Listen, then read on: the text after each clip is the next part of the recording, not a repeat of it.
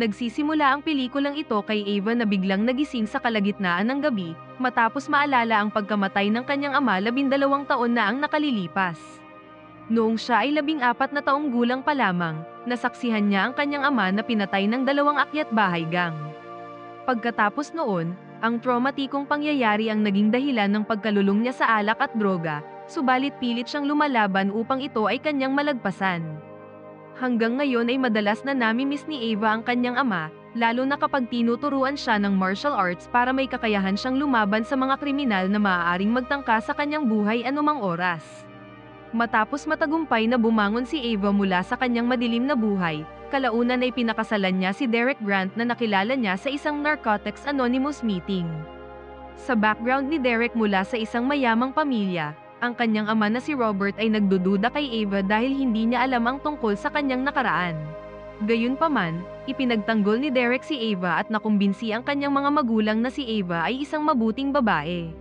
Hanggang sa wakas, pinakasalan ni Derek si Ava sa Arlington. Kalaunan, naglakbay sila patungo sa Caribbean Island, para mag-honeymoon sa isla kung saan may summer home ang pamilya ni Derek.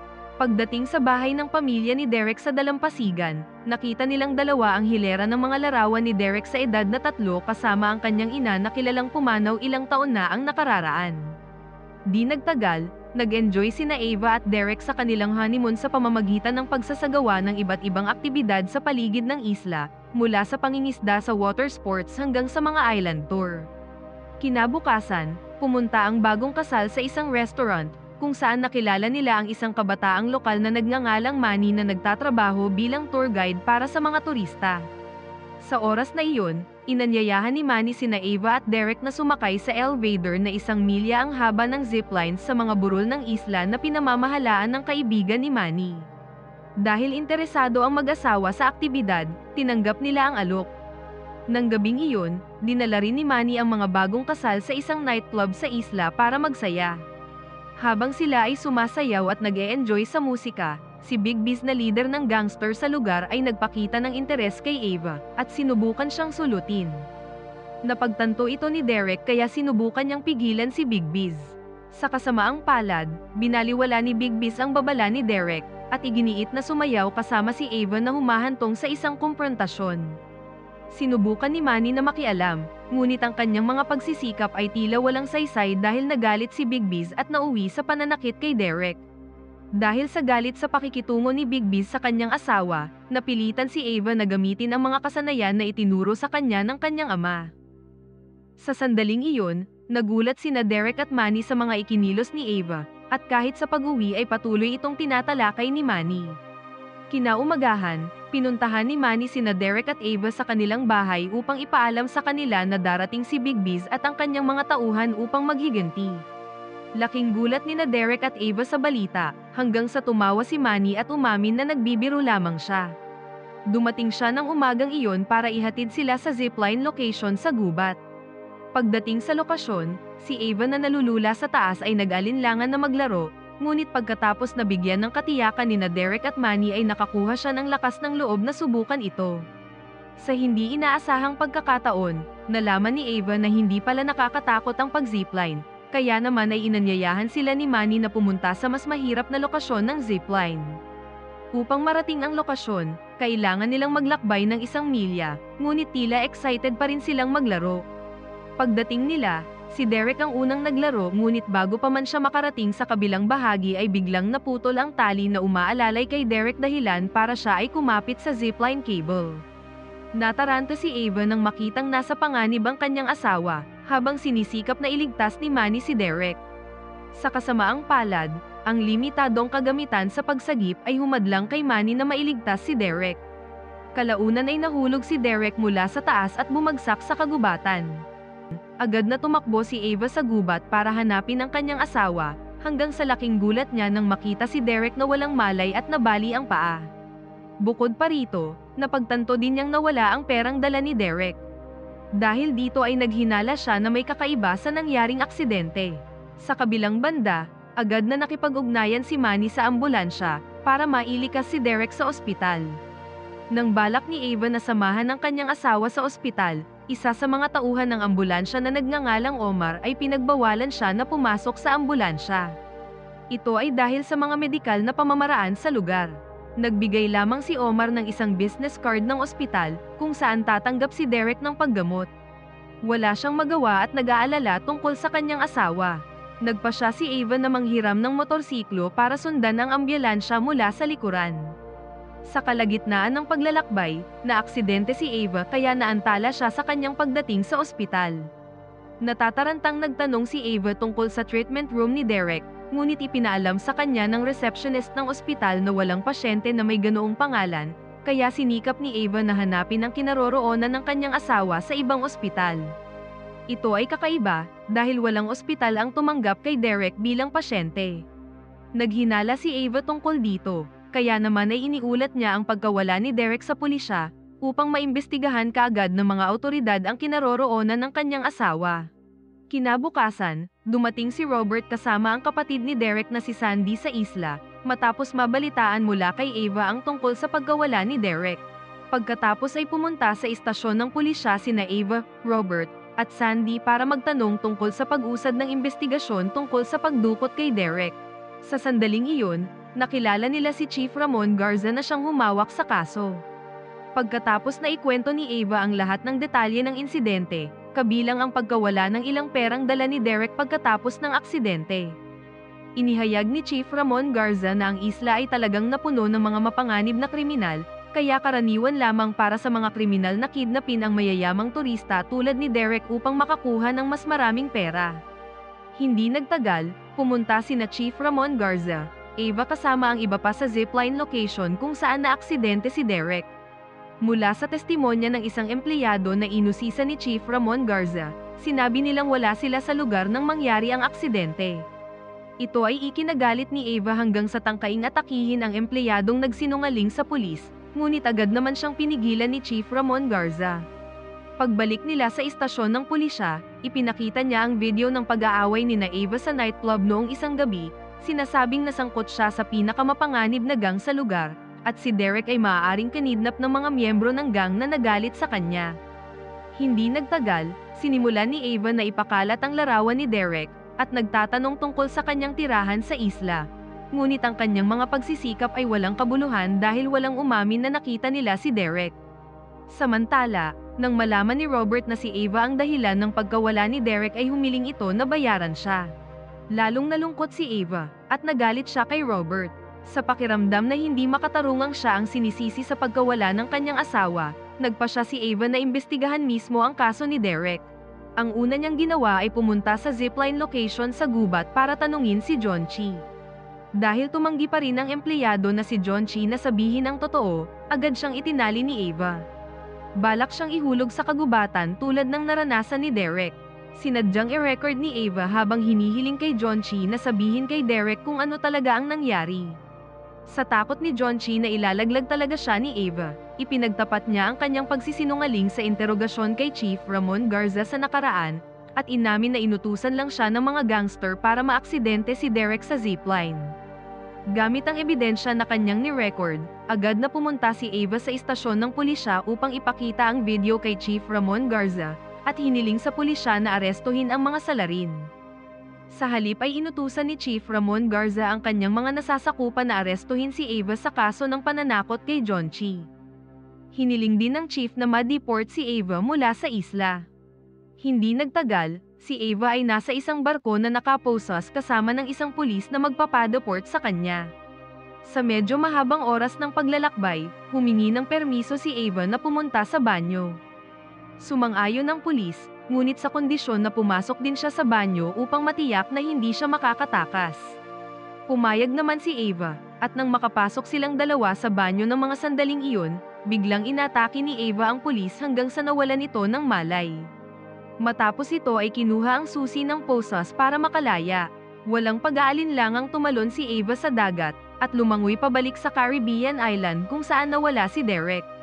Nang gabing iyon, pumunta si Ava sa nightclub na binisita nila ni Derek para hanapin si Manny. Nang makita niya ang lalaki, inatake niya ito at inusisa tungkol sa pagkawala ni Derek. Sa sandaling iyon, sinabi ni Manny na wala siyang alam tungkol sa kaso, at sinabi niyang tutulungan niya si Ava upang mahanap ang kanyang asawa. Sa huli ay pumayag din si Ava. Batid ni Manny na si Ava ay isang takas sa isla kaya nagkusa siyang dalhin sa kanyang bahay upang magtago sandali. Matapos siyang ipakilala sa ina at kapatid ni Manny, nagsimulang talakayin ni Ava kay Manny ang mga plano para simulan ang pagsisiyasat sa kaso ni Derek.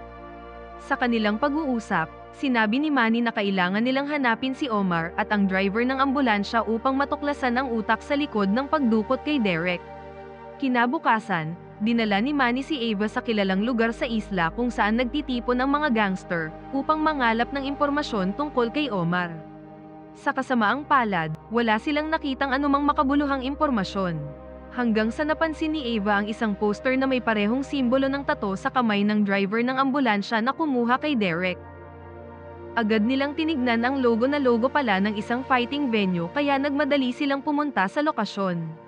Sa kanilang pagdating, hiniling ni Manny kay Ava na manatili sa kotse, habang siya ay pupunta sa fighting area upang hanapin ang kinaroroonan ng driver na naghatid kay Derek. Hindi nagtagal, nakita ni Ava ang driver na umalis sa fighting venue, at sumakay sa isang kotse kasama ang isang babae. Lihim na sinundan sila ni Ava hanggang sa sinalakay niya ang driver sa isang bakanteng gusali. Pinagbantaan niya itong papatayin kapag hindi nito isiniwalat ang nangyari kay Derek. Kaya naman ay sinabi ng driver ang kanyang nalalaman. Pagkatapos, ginamit niya ang telepono ng driver para tawagan si Omar para pumunta sa lokasyon. Hindi nagtagal, nagmadali si Omar papunta sa lokasyon dahil nag-aalala tungkol sa kanyang kasamahan. Pagkaraan ng ilang sandali ng debate, sa galit ni Ava ay napatay niya si Omar. Dahil sa mga ginawa ni Ava, kalaunan ay muli siyang nahuli ng pulisya at isinasaalang-alang ang sanhi ng kaguluhan sa isla. Sumakay siya sa kotse ng pulis, sa isip niya ay dadalhin siya sa istasyon ng pulisya. Ngunit sa kalagitnaan ng paglalakbay, napagtanto niya na sinasadya ng mga pulis na dalhin siya sa gubat upang patayin. Bumaba ang mga pulis sa sasakyan para maghukay ng libingan para kay Ava, habang siya ay nasa loob ng sasakyan. Tahimik niyang nagawang kumawala sa kanyang mga poses at saka pinatay ang mga pulis. Hindi nagtagal, nagulat si Chief Ramon Garza sa isang tawag mula kay Ava. Hinihiling nito sa kanya na pumasok sa silid ng kanyang anak. Pagpasok niya sa silid, nagulat siya nang makita si Ava habang nakatutok ang baril sa kanyang natutulog na anak. Dahil napagtanto ng chief na wala na siyang magagawa, sa wakas ay ipinagtapat niya na namatay si Derek sa operating room noong araw ng aksidente. Inamin ni Chief Ramon Garza na kailangan niyang pagtakpan ang kaso, dahil may utang siya kay Elbar, ang doktor na namamahala sa operasyon ni Derek na nagligtas sa buhay ng kanyang anak noong nakaraan. Matapos ibunyag ang lahat, nakonsensya si Chief Ramon Garza para kay Ava at Derek. Pinili niyang kitilin ang sarili niyang buhay, at nag-iwan ng madugong mga bakas ng paa sa sahig habang paalis si Ava sa bahay. Pagkatapos noon, bumalik si Ava sa bahay ni Manny habang umiiyak. Kailangan niyang tanggapin ang katotohanang patay na si Derek. Nang malaman ito ni Manny, sinikap niyang palakasin ang loob ni Ava. Kinaumagahan, nagpa siya si Ava na maghiganti sa pamamagitan ng muling pagpunta sa ospital, kung saan inatake niya ang receptionist na nagsinungaling sa kanya noon. Mabilis na sinakal ni Ava ang kanyang biktima hanggang sa mamatay, pagkatapos ay inilagay sa trunk ng kanyang sasakyan, at kinuha ang ID card ng receptionist ng ospital. Gamit ang ID card na iyon, pumasok si Ava sa silid ni Elbar at binalot ang mukha gamit ang plastic bag. Habang nagtatanong si Ava tungkol sa nangyari sa katawan ni Derek, pinakiusapan siya ni Elbar na tingnan ang footage ng surveillance camera, kung saan ito ay nagpapakita ng isang gangster na nagngangalang Silvio Lugo at ang kanyang mga tauhan kasama si Derek na buhay pa at naka-wheelchair. Mula sa surveillance footage, dinala ng gangster si Derek sa operating room, kaya nagpanggap si Ava bilang nurse para makapasok sa operating room at iligtas si Derek. Matapos matagumpay na makapasok sa operating room, nalaman ni Ava na kukunin ng ospital ang spinal marrow ni Derek para sa paggamot sa kanser na pinagdudusahan ni Silvio. Bago pa mangyari ang operasyon ay itinutok ni Ava ang kanyang baril sa lahat ng tao sa silid at pagkatapos ay dinala si Derek. Agad silang hinabol ng mga tauhan ni Silvio, habang sinisikap na makalabas nina Ava at Derek sa ospital. Nang makalabas ang dalawa sa emergency exit, Pinalibutan sila ni Silvio at ng kanyang mga tauhan, kaya naman gumawa ng paraan si Eva upang gawing hostage si Silvio, at pagkatapos ay inutusan niya ang mga gangster na hayaan silang makalabas sa ospital. Sa pagkakataong iyon, nagbanta si Silvio na maghihiganti siya kay Eva at agad na tumalon palabas ng sasakyan para sumama sa kanyang mga tauhan na humahabol sa kanila. Pagkatapos noon, sa patnubay ni Manny sa pamamagitan ng mga text message, nagawa ni Eva at Derek na makaiwas sa mga tauhan ni Silvio. Hanggang sa nakita nila si Manny na nagsabi sa kanila na magtago sa isang village. Di nagtagal, nakarating si Silvio sa village at tinanong ang mga residente kung nasaan sina Eva kasama ang iba pa. Itinuro ng isa sa mga residente ang lokasyon kung nasaan si Eva, kaya agad na pinalibutan ng mga gangster ang bahay kung saan sila nagtatago. Walang pag-aalinlangan, pinatay ni Eva at Derek ang bawat gangster na pumapasok sa loob ng bahay, hanggang sa tuluyang nakaharap ni Eva si Silvio. Nagtipon-tipon ang mga residente para manood ng laban, at nang dumating ang mga pulis ay muling ginawang hostage ni Eva si Silvio.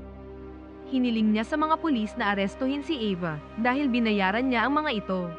Ilang sandali pa ay dumating si Big Biz sa pinangyarihan, at hiniling sa lahat na huwag magdulot ng kaguluhan na maaaring makasira sa turismo sa isla, na siyang ikinabubuhay ng mga residente. Sinubukan ni Big Biz na hikayatin si Eva na isuko ang kutsilyo. Hanggang sa wakas ay ibinigay niya ito, ngunit ginamit ni Big Biz para patayin si Silvio sa harap ng mga tao. Pagkatapos ay hiniling ni Big Biz kay Eva at Derek na umalis kaagad sa isla.